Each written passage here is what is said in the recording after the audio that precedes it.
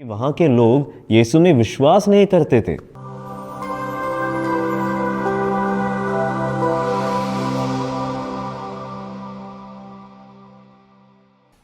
सबको जय यीशु। जब हम बाइबल पढ़ते हैं तो देखते हैं कि प्रभु यीशु ने अपने आसपास के लोगों के जीवन में बहुत से चमत्कार किए।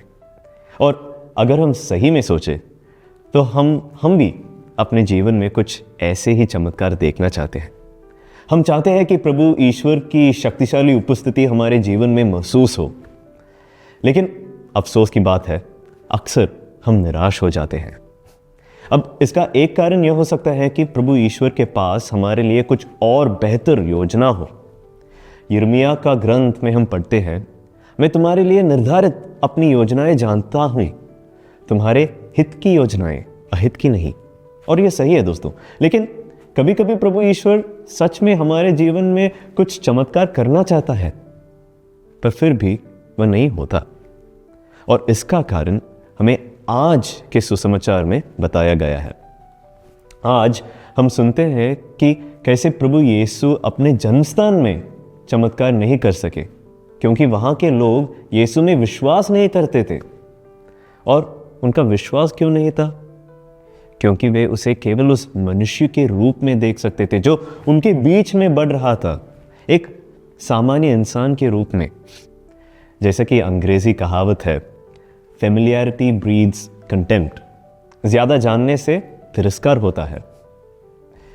प्यारे दोस्तों, अक्सर हम बपतिस्मा प्राप्त लोग भी प्रभु यीशु के रिश्तेदारों जैसा ही रवैया अपनाते हैं। और यह सबसे ज्यादा पवित्र मिस्सा में नजर आता है। देखिए, यहां में सिर्फ प्रभु यीशु के पास होने का मौका नहीं मिलता, बल्कि उनके साथ सच में जुड़ने का मौका मिलता है। लेकिन क्या हम इसके साथ इतनी अधिक परिचित हो गए हैं कि अब यह हमारे लिए कोई खास मतलब नहीं रखता? जैसे प्रभु यीशु के जन्मस्थान के लोग उनकी मानवता से परे नहीं देख पाए, क्या हम भी गाने, प्रवचन, लोगों के कपड़े और दूसरों की छोटी मोटी गलतियों पर इतना ध्यान देते हैं कि हमें यह समझ नहीं आता कि वहां सच में क्या हो रहा है? क्या हम जानते हैं कि प्रभु ईश्वर खुद सच में हमारे बीच मौजूद है?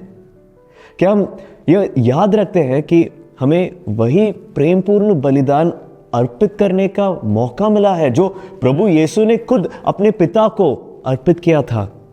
और दोस्तों, यही है पूजा का असली अर्थ।